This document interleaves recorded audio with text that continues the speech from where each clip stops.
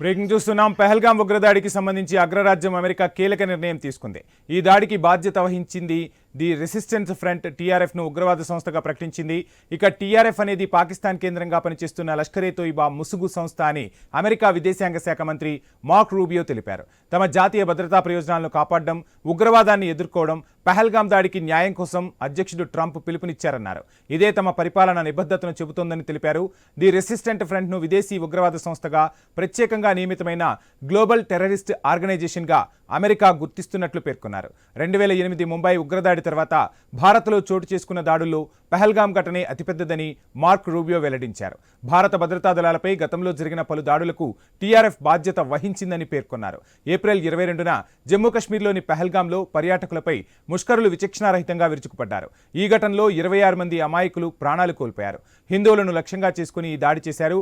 ప్రపంచ దేశాలు ఈ దాడిని తీవ్రంగా ఖండించాయి. అనంతరం భారత్ ఆపరేషన్ సింధూర్ పేరుతో పాకిస్తాన్లోని ఉగ్ర క్యాంపులను ధ్వంసం చేసింది.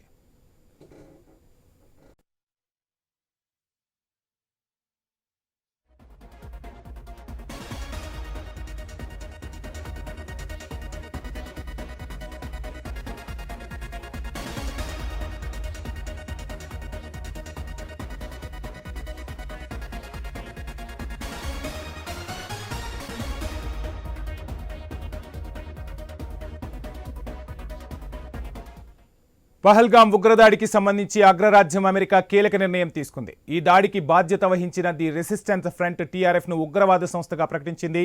టీఆర్ఎఫ్ అనేది పాకిస్తాన్ కేంద్రంగా పనిచేస్తున్న లష్కరే తోయిబా ముసుగు సంస్థ అని అమెరికా విదేశాంగ శాఖ మంత్రి మార్క్ రూబియో తెలిపారు.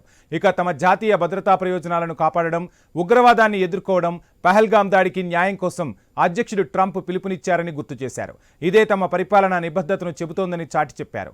ది రెసిస్టెంట్ ఫ్రంట్ ను విదేశీ ఉగ్రవాద సంస్థగా ప్రత్యేకంగా నియమితమైన గ్లోబల్ టెర్రరిస్ట్ ఆర్గనైజేషన్ గా అమెరికా గుర్తిస్తున్నట్లు పేర్కొన్నారు.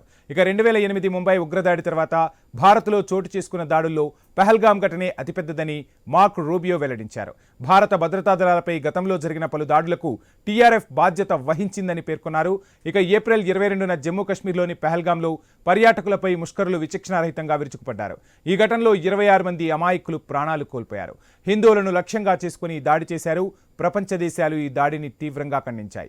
అనంతరం భారత్ ఆపరేషన్ సింధూర్ పేరుతో పాకిస్తాన్లోని ఉగ్ర క్యాంపులను ధ్వంసం చేసింది. ఇదే అంశానికి సంబంధించి ఫుల్ డీటెయిల్స్ మా ఇన్పుట్ ఎడిటర్ శ్రీకాంత్ అందిస్తారు. Srikanth, good morning. మొత్తంగా దాడికి పాల్పడిన టీఆర్ఎఫ్ ను ఉగ్రవాద సంస్థగా అమెరికా ప్రకటించింది. సో భారత్ అమెరికా మధ్య ఇప్పుడు ఒక రకంగా వాణిజ్యానికి సంబంధించి రకరకాల చర్చలు జరుగుతున్నాయి. ఈ నేపథ్యంలో అమెరికా ప్రకటన మనం ఎలా చూడాల్సి ఉంటుంది? ఓవరాల్ డీటెయిల్స్ ఏంటి? Vamsi, good morning. పాకిస్తాన్ చెందినటువంటి లష్కరే తోయిబాకు చెందిన టీఆర్ఎఫ్ ను ఉగ్రవాద సంస్థగా అమెరికా ప్రకటించింది. ఈ మధ్య అంటే గత 2 నెలల కింద ఏప్రిల్ 22 రోజు జరిగినటువంటి పెహల్గాం మారణ హోమం ఏదైతే ఉందో దానికి టీఆర్ఎస్ బాధ్యత వహిస్తూ ప్రకటన చేయడం జరిగింది. ఆ తర్వాత ఆ ప్రకటన మళ్ళీ విత్డ్రా చేసుకుంది, మాకు సంబంధం లేదని చెప్పడం జరిగింది. బట్ దాని తర్వాత ఉగ్రవాద సంస్థల్ని 9 ఉగ్రవాద స్థావరాల్ని భారతదేశం మట్టుబెట్టినటువంటి పరిస్థితుల్లో అమెరికా ఈ మధ్య కొంత దోబుచులాట ఆడింది. అమెరికా పాకిస్తాన్ సైన్యాధ్యక్షుడిని పిలుచుకొని లంచ్ పిలవడం, అక్కడ డిన్నర్ చేయడాలు, ఆ తర్వాత మనల్ని పిలవడాలు, ఇవన్నీ చేసినటువంటి క్రమంలో పాకిస్తాన్, ఐ లవ్ పాకిస్తాన్ అని చెప్పినటువంటి అమెరికా అధ్యక్షుడు డొనాల్డ్ ట్రంప్ ఈరోజు టీఆర్ఎఫ్ ను అమెరికా ఉగ్రవాద సంస్థగా ప్రకటించడం నిజానికి భారతదేశానికి కొంత వాణిజ్యపరంగా కూడా ఉపయోగపడేటువంటి అంశం అని చెప్పాలి.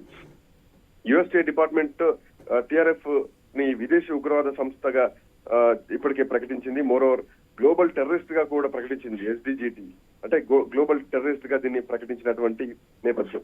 కాశ్మీర్ రెసిస్టెన్స్ అని కూడా పిలువబడేటువంటి ఈ రెసిస్టెన్స్ ఫ్రంట్ లష్కరే తోయిబాకు అనుబంధ సంస్థగా ఇది పనిచేస్తోంది. లష్కరే తోయిబా ఉగ్రవాద సంస్థ భారత్ తో పాటు మిగతా దేశాలలో కూడా దాడులకు కుట్ర పన్నినటువంటి ఆరోపణలు కూడా చాలా రోజుల నుంచి ఉన్నాయి.